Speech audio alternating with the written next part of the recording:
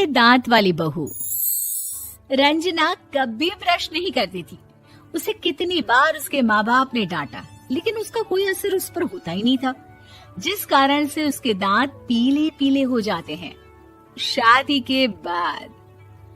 अरे बहू, वैसे तो तुझ में कोई कमी नहीं है, पर तेरे दांत इतने पीले कैसे हैं बेटा? कैसे मतलब? कोई सर्जरी थोड़ी ना कराइए। वो तो क्या नाम, मैं ब्रश नहीं करती थी तो पीले हो गए। अब क्या करूं? आप कहें तो लाल करवा लूं या फिर काले? यार ये क्या है, क्यों माँ से लड़ रही हो? लड़ रही हूँ? अरे मैं लड़ रही हूँ या ये बोल रही है कि दांत पीले हैं, पीले। अरे तपस्या थोड़ी ना की है इन्हें पीले करने के लिए। बकायदा ब्रश नहीं किया है 20 साल तक, तब जाकर। छी, कैसी बात कर रही हो? ये उस वक्त तो पीले नहीं थे जब हम लोग तुम्हें देखने आए थे। अरे तब साफ करवा लिया होगा डेंटिस्ट के पास जाकर। अब देखो कैसे पीले पीले लग रहे हैं। रंजना सास की तरफ गुस्से से देखती है। फिर शुरू हो गई पीले पीले पीले।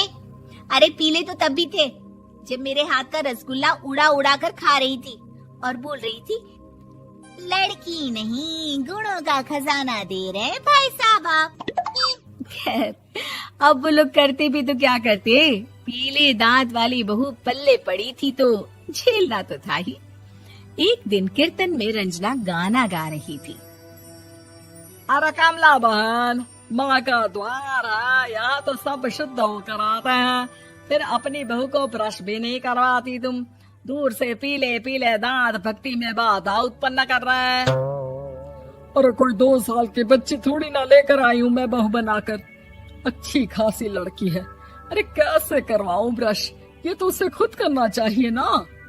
अब माँ बाप तो इसके जैसे तैसे निपटा दिए, ये नहीं सोचा कि सास कैसे संभालेगी।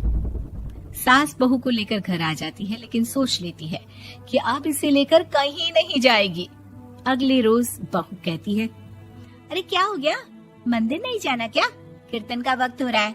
मेरी मधुर वाणी से कान्हा जी जागते हैं और सोते हैं। आप तो जानती है ना उनकी भक्ति में कितना मन लगता है मेरा। वो क्या है ना, तबीयत ठीक नहीं लग रही है मेरी, आराम करूंगी मैं। तबीयत ठीक नहीं लग रही? अभी तो मिथुन के गाने पर नाच रही थी आप, और अब बोल रही है कि तबीयत ठीक नहीं लग रही। अरे भक्ति में मन लगा लो सासू माँ, ऊपर जाना है, क्या मुंह दिखाओगी आप? हाँ? सास को बहू की बात पर गुस्सा आ जाता है। मैं क्या मुंह दिखाऊंगी, इसकी चिंता तो ना कर, समझी? अपने मुंह की चिंता कर, जो ये पीले पीले दांत लेकर हर जगह पहुंच जाती है। पता है लोग कितना मजाक बनाते हैं। ना जी ना, मैं नहीं जाना कहीं तेरे साथ। तो ये बात है, कोई ना, मत जाओ, मैं अपने कमरे में ही बैठकर भक्ति कर लूंगी। ऊपर वाला दांत थोड़ी ना देखता है, मन देखता है, भावना देखता है। और अरे बस बस, तू सब कुछ दिखा, बस ये सफेद चमकदार दांत ना दिखाना किसी को, है? जा यहाँ से। बहू को सास की बात का कोई फर्क नहीं पड़ता, वो तो जैसी थी वैसी ही रह जाती है। सुबह नहाकर किचन में खाना बनाना, फिर खाना खाना, कीर्तन भजन करना और सो जाना। एक दिन, माँ जी मैं सहेली के घर जा रही हूँ, शाम को लेट आऊंगी। हाँ हाँ तो जाना, मैंने कौन सा तेरी आरती करनी है घर पर बैठकर। रंजना सहेली के घर जाती है, जहाँ वो पार्टी में जाने की तैयारी कर रही होती है। अरे शिखा, कहाँ जाने की तैयारी कर रही है? मैं गलत वक्त पर आ गई क्या? अरे नहीं यार, उल्टा सही वक्त पर आई है। मैंने ये साड़ी और ज्वेलरी निकाली है यार, शाम को इनके ऑफिस की एक पार्टी में जाना है। बताना कैसा लग रहा है ये सब? नहीं यार, इस ड्रेस के साथ तो वो वाली ज्वेलरी अच्छी लगेगी। हाँ हाँ सही बोल रही है, मैंने ध्यान ही नहीं दिया। वैसे तो हमेशा से मस्त फैशन सेंस रखती है। तो बड़ा जाती होगी ना पति के साथ पार्टी में। रंजना कुछ नहीं बोलती, बस सोचती है कि यार काश ये बात सही हो जाती, पर मैं क्यों नहीं जाती पार्टी में? क्या इन लोगों की कोई पार्टी होती नहीं होगी? रंजना घर आती है और रात में पति से सवाल करती है, एक बात बताइए, आप मुझे किसी पार्टी में क्यों नहीं ले जाते? क्या आपकी यहाँ ऑफिस में पार्टी नहीं होती? पति बेचारा क्या कहता कि दांत पीले हैं तुम्हारे इसलिए। अरे कोई पार्टी होती नहीं हम लोगों के ऑफिस में, तो कहाँ से लेकर जाऊं? और मार्केट, मॉल, कहीं वीकेंड घूमना, कहीं तो। अरे यार, सारे हफ्ते में एक छुट्टी मिलती है, तो सोचता हूँ कि आराम ही कर लूं। क्यों? रंजना मन मार के रह जाती है। पहले कभी सास के साथ मंदिर जाया करती थी, लेकिन वो भी सास ने ले जाना बंद कर दिया। घर बैठी बैठी रंजना बोर हो जाती है। तभी उसे आइडिया आता है और वो मायके जाने का सोचती है। सासू माँ, 2 दिनों के लिए मम्मी के घर जा रही हूँ। अच्छा ठीक है, आराम से जा।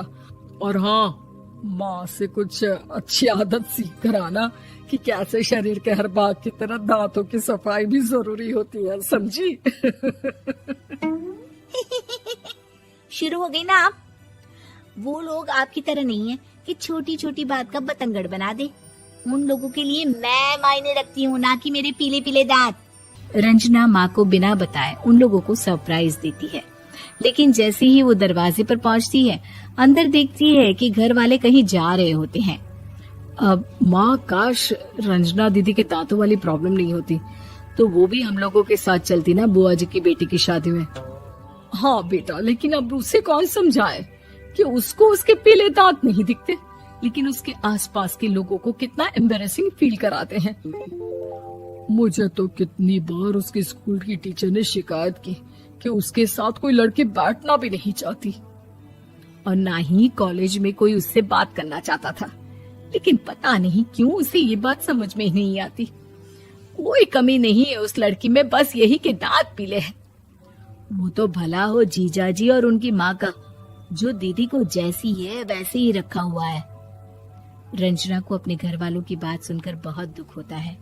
वो सोचती है कि वो क्या करे, लेकिन फिर वो सीधा डेंटिस्ट के पास जाती है, अपने दांत चमकाती है और कसम खाती है कि वो रोज ब्रश करेगी। अरे क्या हो गया?